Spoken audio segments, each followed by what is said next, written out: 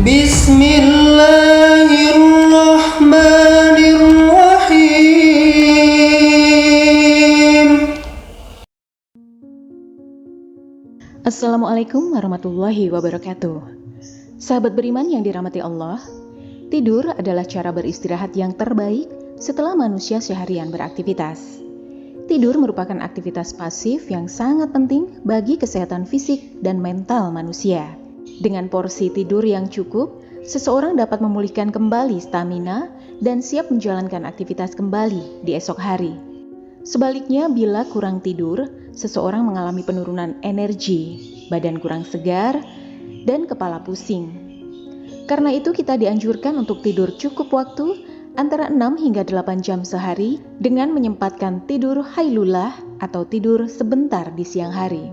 Dalam Al-Quran surat Ar-Rum ayat 23 yang artinya, dan di antara tanda-tanda kekuasaannya ialah tidurmu di waktu malam dan siang hari, dan usahamu mencari sebagian dari karunia-Nya. Sungguh, pada yang demikian itu benar-benar terdapat tanda-tanda bagi kaum yang mendengarkan. Sahabat beriman, meski demikian, ada waktu-waktu tertentu yang tidak dianjurkan bagi seseorang untuk tidur. Seperti dilansir dari waktu tidur yang dianjurkan dan tidak dianjurkan.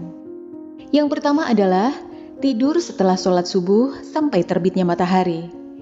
Tidur di waktu ini dipandang akan menjadikan orang yang melakukannya terhalang mendapatkan berkahnya rizki dan umur. Sebab waktu-waktu tersebut merupakan waktu diturunkannya keberkahan rizki pada seseorang. Hal ini seperti dijelaskan dalam hadis. Tidur setelah subuh menghilangkan berkah rizki dan berkah umur. Sebab berkahnya umat ini ada di waktu pagi, yakni waktu setelah sholat subuh sampai terbitnya matahari. Hadis riwayat Muslim. Yang kedua adalah tidur setelah masuk waktu asar.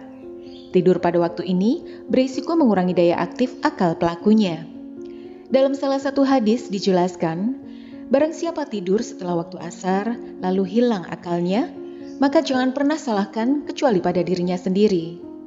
Hadis riwayat Ad-Dailami. Meskipun para ulama menghukumi hadis di atas sebagai hadis do'if, namun hadis di atas masih relevan dalam konteks fadail al-amal, perbuatan keutamaan. Pernah ada seseorang yang menyaksikan penjelasan salah satu dakwah tentang resiko tidur setelah asar.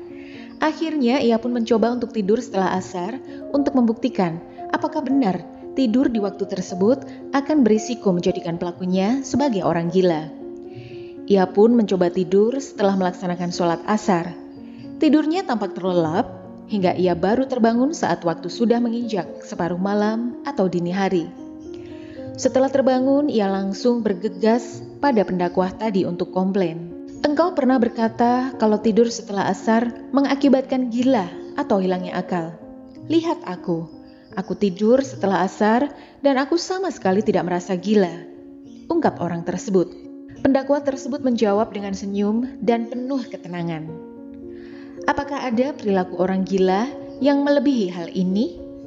Engkau datang menuju rumah seseorang pada saat dini hari, sedangkan orang-orang dalam keadaan tidur. Orang yang komplain tersebut diam seketika. Ia membenarkan ucapan pendakwah tersebut dengan penuh rasa malu. Habib Zain bin Smith, Fawaid al-Muhtaroh, halaman 591. Ketiga, tidur sebelum melaksanakan sholat isya. Dalam salah satu hadis sahih dijelaskan, yang artinya, sesungguhnya Rasulullah tidak senang tidur sebelum sholat isya dan berbincang-bincang setelah sholat isya. Hadis riwayat Al-Bukhari. Sebab dimakruhkannya tidur sebelum melaksanakan sholat isya adalah dikarenakan khawatir akan habisnya waktu isya setelah tidur terlalu lelap. Seperti halnya kebiasaan kebanyakan orang yang tidur di malam hari namun belum melaksanakan sholat isya. Alasan demikian seperti yang dijelaskan dalam kitab Umdah Al-Qori Syarah Sahih Al-Bukhari, yang artinya, adapun sebab makruhnya tidur sebelum isya karena berpotensi hilangnya waktu isya dengan menghabiskan waktu untuk tidur, dan juga supaya orang-orang tidak menganggap enteng hal demikian hingga mereka tidur dan meninggalkan sholat isya secara berjamaah. Adapun makruhnya berbincang-bincang setelah isya karena akan mendorong untuk begadang dan dikhawatirkan akan tertidur hingga meninggalkan qiyamul lail, berzikir saat malam, dan meninggalkan sholat subuh. Badruddin Al-Aini, Umdah Al-Qori Syarah, Sahih Al-Bukhari, Juz 5 halaman 66. Sedangkan waktu tidur yang dianjurkan oleh syara adalah tidur di waktu hailulah.